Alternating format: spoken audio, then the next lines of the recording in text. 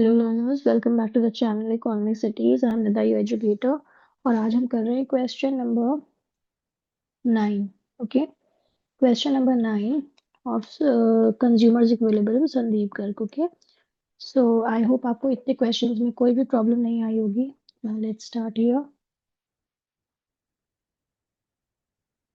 M going to share it on the screen the question. Simple सी question है, बस आपको कॉन्सेप्ट क्लियर होना चाहिए, right?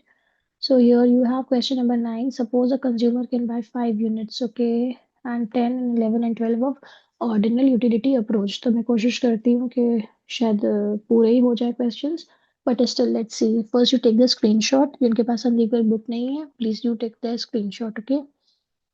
So now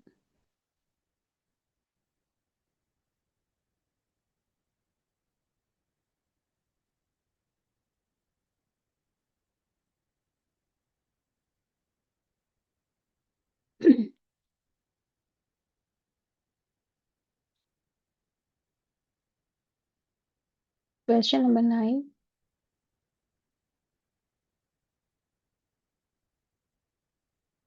Sandeep Garg, okay? An ordinal utility approach.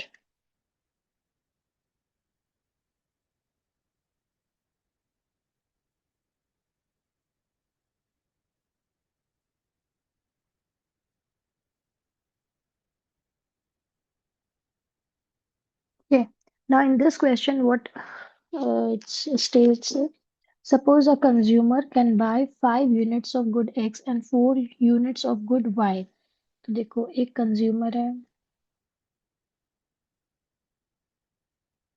Good X है ये, and this is good Y. इसकी जरूरत नहीं पड़ेगी, आई होप टेबल बनाई जाए.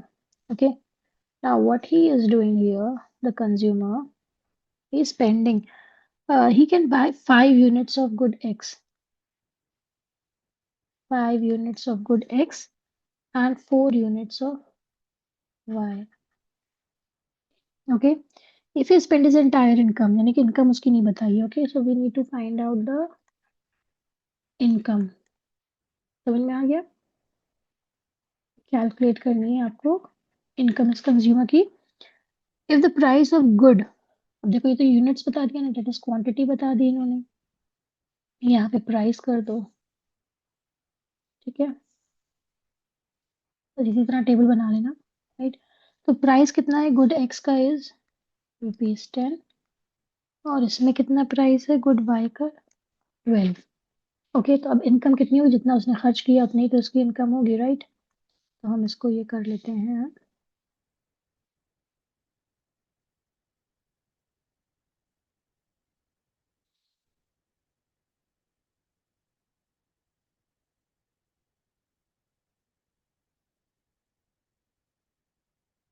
Okay, just wait. हम्म, तो इसको हम क्या कर लेंगे, प्राइस इनटू क्वांटिटी करेंगे तो अपने आप आ जाएगा आंसर, राइट? तो यहाँ पे अगर मैं कह दूँ फॉर्मूला प्राइस इनटू क्वांटिटी, तो ये हो गया 5 into 10, या 10 into 5, जो भी समझ लो, ठीक है? तो ये हो गया 50 एंड 12 into 4.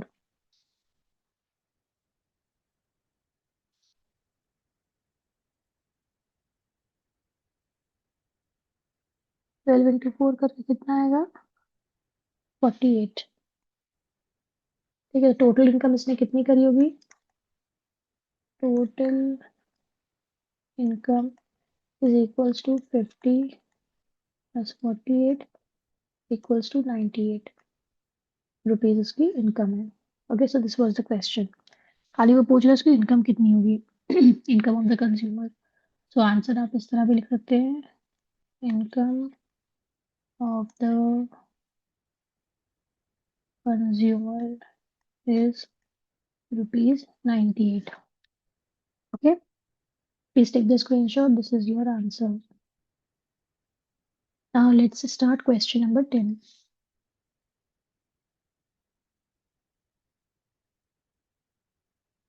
Question number 10 में Amit wants to purchase 2 goods which are available in integer units only. If his income is 40. देखो उसकी इनकम दी गई है, इनकम गिवन है. पहले केस में क्या था कि इनकम नहीं गिवन थी, अब ये अपनी इनकम कितनी स्पेंड करेगा, okay. And both the goods are priced at 10 each, यानी कि बोथ द गुड्स हम मान लेते हैं, चलिए, एक्स एंड वाई। प्राइस क्या है इनके, 10 है, ठीक है। तो कितना बंडल्स वो बनाएगा विच कॉस्ट एग्जैक्टली ₹40, 10 ईच है, ठीक है। तो हम कह सकते हैं कि अगर वो जो है गुड ए या बी कर लो, या गुड्स एक्स और वाई कर लो, यहाँ पे टोटल एंटायर इनकम इसकी कितनी है, इसकी इनकम है आपकी 40, और प्राइस भी आपका कितना है इसमें, 10 ईच। तो how we are going to make the combination, तो देखो, एक में कर सकता है कि वो एक्स का कोई भी कमोडिटी ना ले, ओके, और वाई की वो क्या करे, 4 ले ले, ठीक है। तो यहाँ पे क्या कॉम्बिनेशन बन जाएगा, कॉम्बिनेशन में यहाँ पर लिख देती हूँ